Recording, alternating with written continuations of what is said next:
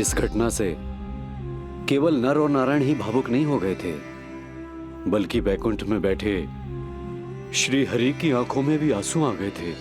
ममता के लिए तरसने लगे थे वो। इसीलिए उनके इस अवतार का मुख्य उद्देश्य है मां की ममता का अनुभव करना। यही कारण है कि ये सत्य आपको रानी यशोदा से छुपाना ही होगा नंदराज। नहीं तो वो कृष्ण को मां की दृष्टि से नहीं, एक भक्त की दृष्टि से देखेंगी, और प्रभु जिस आनंद के लिए इतना कष्ट उठा रहे हैं उससे ही वंचित रह जाएंगे। बोलिए नंदराज, आप श्री नारायण के इस सत्य को गुप्त रखेंगे ना?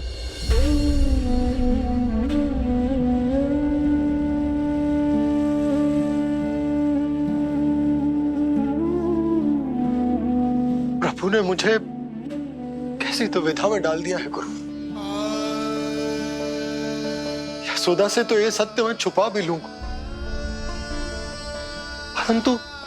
परंतु स्वयं से कैसे छुपाऊंगा? और बाबा होने को सुख, उसको अनुभव कैसे कर पाऊंगा? जो हो रहा है और जो भी होता है सब उनकी ही इच्छा से होता है नंदराज। इसलिए आगे का मार्ग भी वही दिखाएंगे। अब मैं चलता हूं नंदराज। राजा वसुदेव और रानी देवकी नामकरण के बारे में जानने के लिए व्याकुल हो रहे होंगे।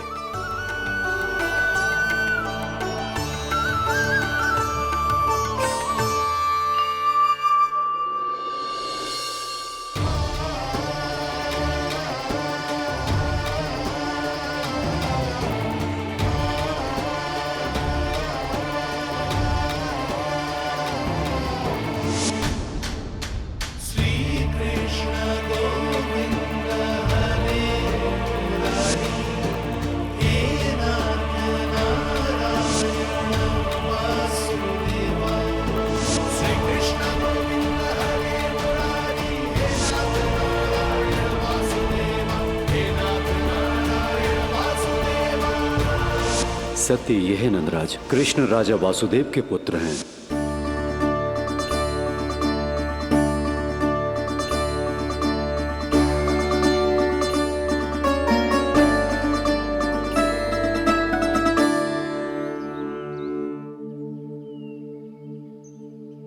नंदराज, अपने आप को संभालिए और शांत चित्त से घर लौटिए। और हां, स्मरण रखिए कि प्रभु ने आपको बहुत ही बड़ा उत्तरदायित्व सौंपा है, आपको उसे निभाना ही होगा।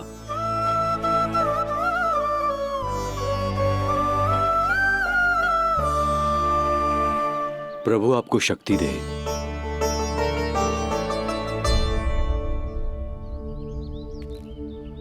आप बहुत सौभाग्यशाली हैं नंदराज। जो प्रभु आपके घर पल रहे हैं उनके बारे में सोचिए, जिनके यहां प्रभु ने जन्म लिया है। वो दोनों तो प्रभु की बाल लीलाओं से पूरी तरह से वंचित हैं।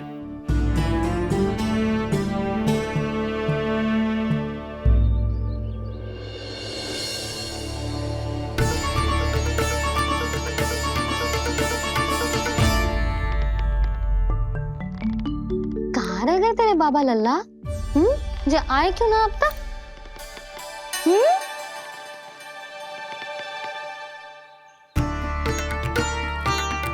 तेरा लल्ला मेरा ना है,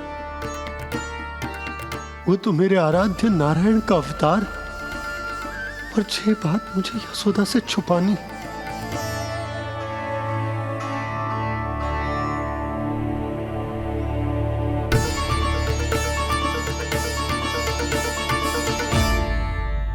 बाबा, वहीं खड़े मत रहो, अब आ भी जाओ ना।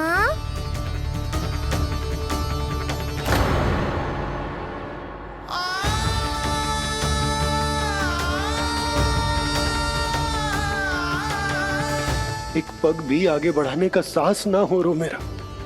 हे प्रभु, आप ही बताओ, अपने आराध्य को, अपने इष्ट देव को अपने लल्ला के रूप में कैसे देख पाऊंगा मैं जानता हूँ बाबा, ये बहुत कठिन है, पर भीतर तो आओ।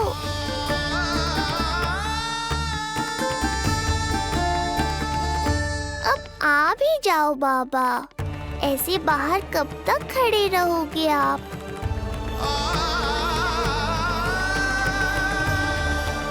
बस बाबा, बस आ जाओ भीतर, आ जाओ, आओ ना, आओ ना।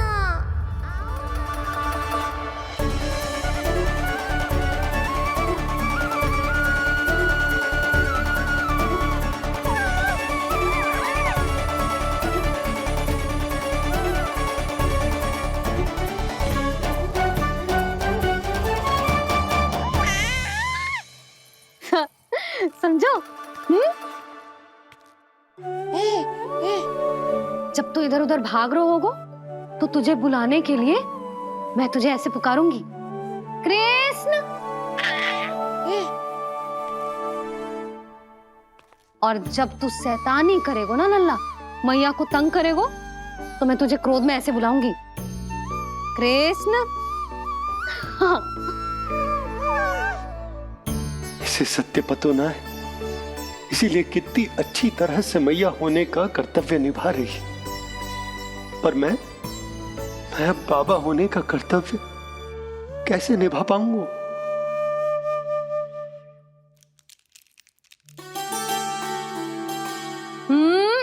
सावधान।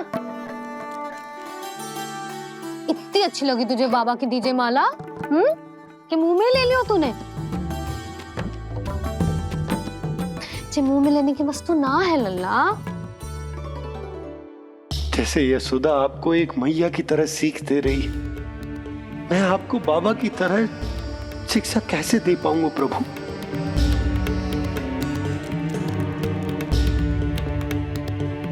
कृष्ण, अभी मना किया ना मैया ने? ये तो प्रभु को ही डांट रही है। सावधान, जो फिर से मुंह में लिया तो। यशोदा, तुम्हें पता भी है तुम किस पर क्रोधित हो रही? हाँ, अपने लल्ला पर। और किस पर? मेरे कहने का अर्थ ये है कि तुम्हें सच में पता भी है जे कौन है? स्वयं प्रभु ने मुझसे कहा है, किसी और प्राणी को इसके बारे में भनक तक नहीं लगनी चाहिए। और रानी यशोदा को तो बिल्कुल नहीं, और रानी यशोदा को तो बिल्कुल नहीं, और रानी यशोदा को तो बिल्कुल नहीं। यही कहना चाहते हो ना आप कि मैं गोकुल के राजकुमार को डांट रही हूँ? अरे पर मैया और बाबा का स्थान तो हर पद से ऊंचा होता है ना जी। माँ और बाबा को तो अधिकार होता है ना, प्रेम करने का भी और भूल पर डांटने का भी। बस यही बात आपको समझनी है बाबा, फिर सब पहले जैसा हो जाएगा। मैं समझ तो हूँ, पर ये विचार के ये केवल हमारा पुत्र ना है, ये स्वयं नारायण का अवतार भी है। इसे अपने मन से निकाल ना पा रहा हूं मैं। ओहो, आपको समझाना तो मैया को संभालने से भी अधिक कठिन है बाबा। लल्ला, अरे लल्ला।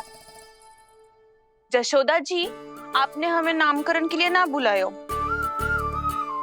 कोई बात ना है, लेकिन ये तो बताओ कि लल्ला का नाम क्या रखो है? हाँ भाभी, बताओ ना। हाँ जी, अब और प्रतीक्षा ना हो रही हमसे। इसका नाम रखो है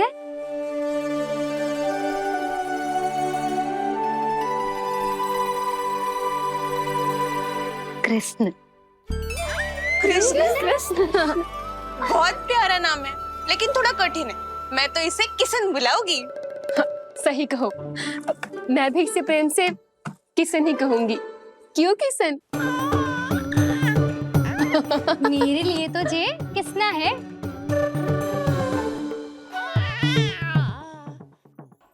क्या कर रही हैं ये सब? बाबा, इन सब के लिए मैं केवल कृष्ण हूँ, भगवान नहीं। बस अब आप भी शीघ्र ही समझ जाओ ना ये। अरे तुम सब हाँ हाँ, बुरा मुझे भी लग रहा है, जो सारी की सारी पहले ही दिन मेरे लल्ला का नाम बिगाड़ रही हैं। किंतु इसमें भी इन सब का प्रेम ही छुपा है, और हम सब तो प्रेम से भगवान को भी प्यारा सा नाम दे देते हैं, है ना? हाँ। सत्य तो ये है कि कृष्ण नाम बहुत अच्छा है, किंतु मैं भी अपने लल्ला को प्रेम का नाम देना चाहती हूँ। कान्हा बुलाऊंगी इसे, कान्हा बुलाऊंगी इसे, कान्हा बुलाऊंगी इसे।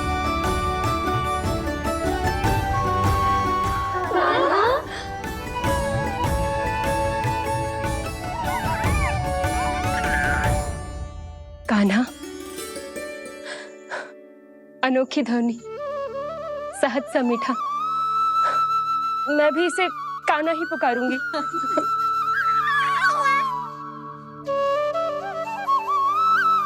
आप भी बुलाओ ना इसे। आप एक बार बुला कर तो देखो, झट से पलट कर देखेगा आपको, ये हमारा नटखट कान्हा। प्रभु, ये सब आपका सत्य ना जानती, पर मैं जानता हूं।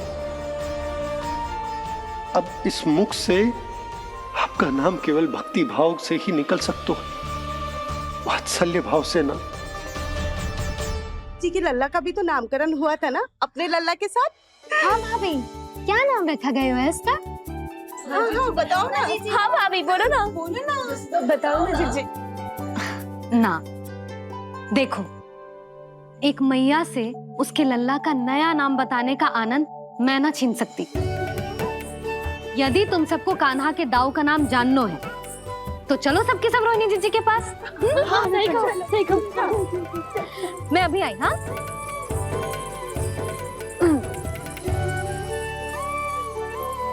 सुनो जी, आप लल्ला को संभालो, मैं अभी आई। रोहिणी मैं कैसे? ये प्रभु लल्ला। जी, क्या मैं कर रहे हो? क्या हो गया आपको? मैं शीघ्र ही आ जाऊंगी। यशोदा, मुझसे दूर कब तक रहोगे बाबा?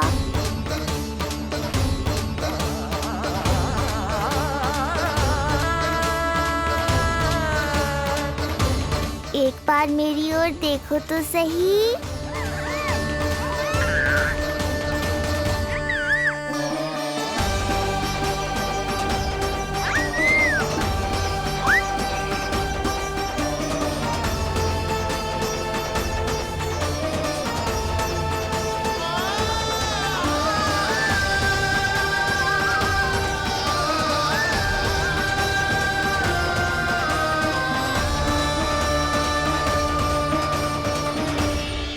प्रभु, मुझे दुविधा में डालकर आप मुस्कुरा रहे हो।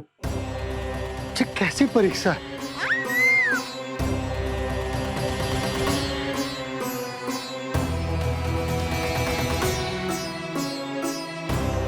ये क्या कर रहे हैं आप? पिता का स्थान पुत्र के चरणों में नहीं होता, पुत्र के सिर के ऊपर होता है उनका हाथ, उनका वरदहस्त। प्रभु, आप चाहते हो कि मैं आपका सत्य यशोदा को ना बताऊं। यशोदा चाहती है कि मैं आपको लल्ला की तरह अपने गोद में उठाकर आपसे बातें करूं। मेरी आंखें चाहती हैं कि मैं आपको अपने इष्ट देव, अपने आराध्य के स्वरूप में देखूं। और मेरा हृदय चाहता है कि मैं आपको अपने पुत्र के स्वरूप में देखूं। अब आप ही बताओ प्रभु, अब मैं इस परिस्थिति में क्या करूं? मुझे कुछ समझ में ना आ रहा। आप ही का आसरा है प्रभु। आप ही को सहायता करनी होगी। आप ही बताइए कि किस प्रकार एक भक्त अपने भगवान को अपने लल्ला के स्वरूप में देखे, उसे अपने हाथों में उठाए, उसे खिलाए, उसके साथ बातें करे। कैसे वो उसका लालन पालन करे अपने पुत्र के स्वरूप में। प्रभु, मुझे कुछ समझ में ना आ रहा, सहायता करो प्रभु। चिंता मत कीजिए बाबा, आपके सभी प्रश्नों का उत्तर शीघ्र ही मिलेगा आपको।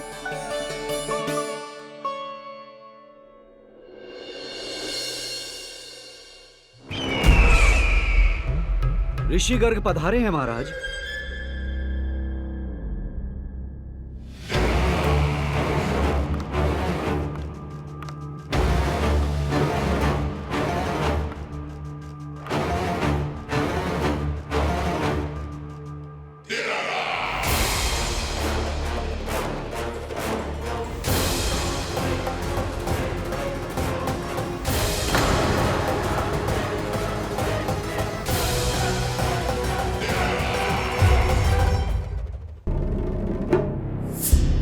तो महान मथुराधीश कंस के दरबार में ऐसे सम्मान होता है ऋषि मुनियों का? नहीं नहीं ऋषिवर, ये तो केवल एक उदाहरण है कि कैसे एक विष्णु भक्त का सम्मान नहीं किया जाना चाहिए। तब तो अच्छा ही है। मैं यहां तुमसे सम्मान की अभिलाषा लेकर नहीं आया हूं। मैं यहां देवकी और वसुदेव से भेंट की इच्छा लेकर आया हूं। क्यों? मेरे विरुद्ध कोई षड्यंत्र रचना चाहते हो? जो सदैव दूसरों के विरुद्ध षड्यंत्र करता है, उसका संपूर्ण जीवन इसी भ्रम में बीतता है कि सारा संसार उसके लिए षड्यंत्र कर रहा है। परंतु अन्य व्यक्तियों के पास इससे भी अत्यधिक महत्वपूर्ण कार्य होते हैं करने के लिए। यह महत्वपूर्ण कार्य करने की आपकी यह इच्छा इस दरबार में पूर्ण नहीं होगी ऋषिवर।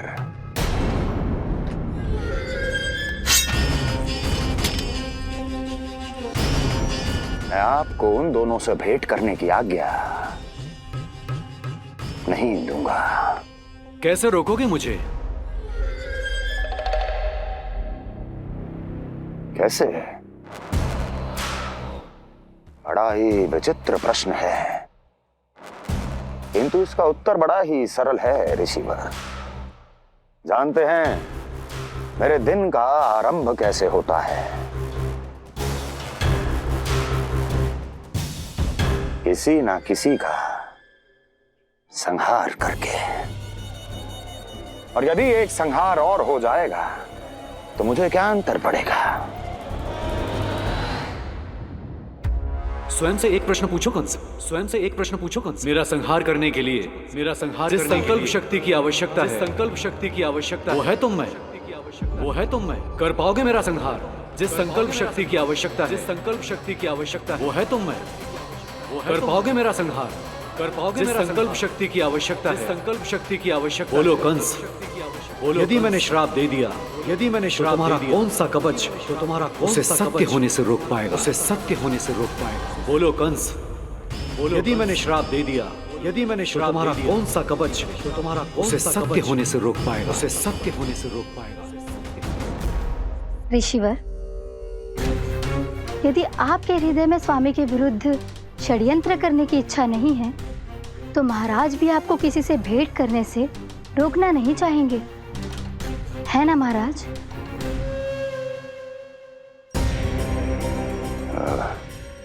हाँ, आप उन दोनों से भेंट कर सकते हैं।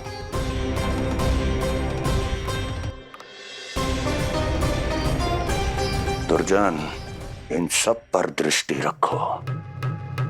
अब सब कुछ सुनकर आना, सब कुछ भी छूटना नहीं चाहिए। जाओ।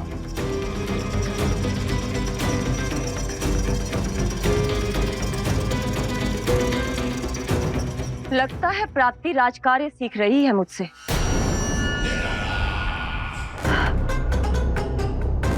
उचित समय पर सही सुझाव दिया तुमने प्राप्ति।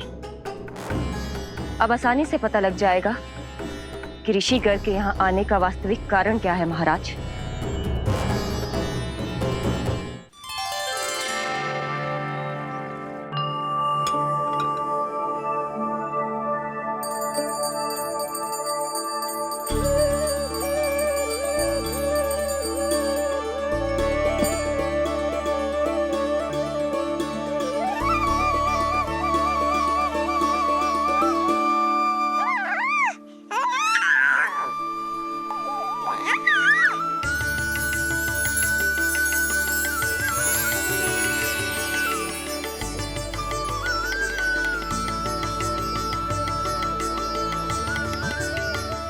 स्वयं नारायण मेरे घर में है तो ये फूल उनके चरणों में क्यों चढ़ा रहा हूं?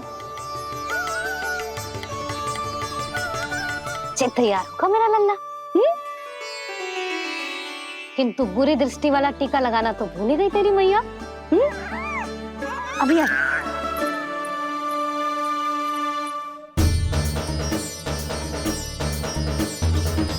ओहो, नहीं नहीं बाबा, ये मत करो। मैया आ रही है, उन्हें पता चल जाएगा।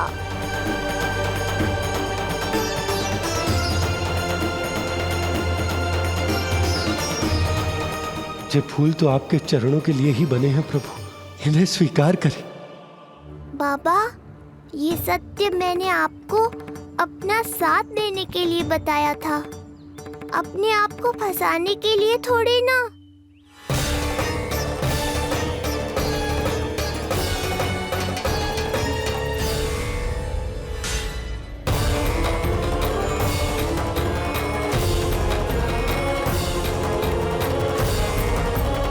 नारायण नारायण।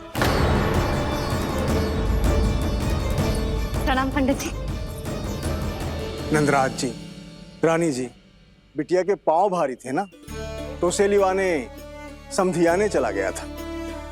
वहां कुछ अधिक ही समय लग गया। आज वापस आया तो पता चलो कि स्वयं गर्ग ऋषि ने लल्ला का नाम रखो है, सो मिलने चला है।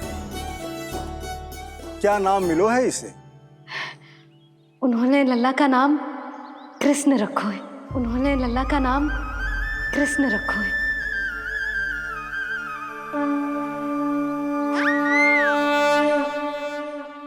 कृष्ण। आहा, उत्तम, अति उत्तम, बहुत मधुर नाम है। ऐसा लग तो है जैसे आप स्वयं श्री नारायण का नाम ले रहे हैं।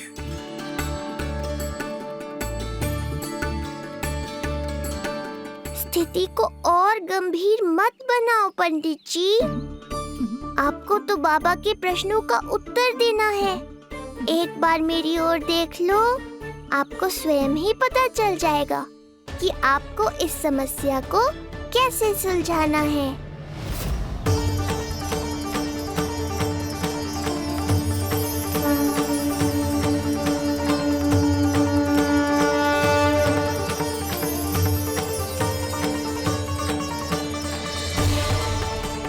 पंडित जी मेरे लल्ला को टकटकी बांध के देखे क्यों जा रहे हैं?